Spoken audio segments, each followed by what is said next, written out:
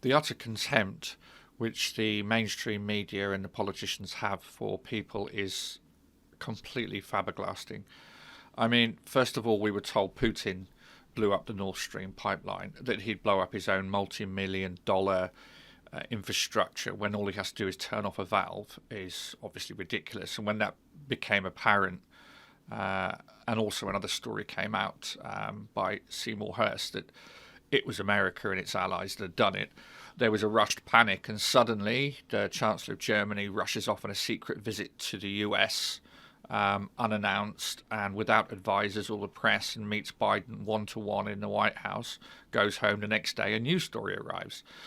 It's the most ridiculous story I've ever come across, I think, in my adult life. I mean, basically, the idea that this yacht was able to go to 3 different locations, carrying 6 crew, a ton of explosives, dive to 100 meters, blow up the pipeline.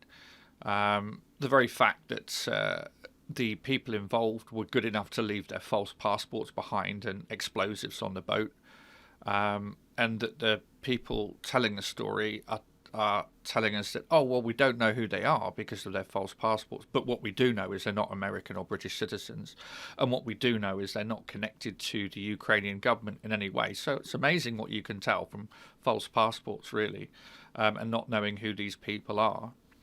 Had they done any research, these amateurs who'd come up with a story, and also the amateurs in the mainstream media that published this story, they would have been aware of several things. First of all, this boat is incapable of carrying 6 adults and a ton of explosives.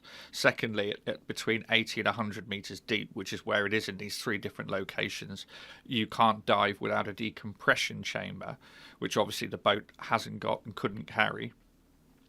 So the whole thing is actually impossible, even on the most basic level. So there we are. They're just assuming that we're absolutely stupid.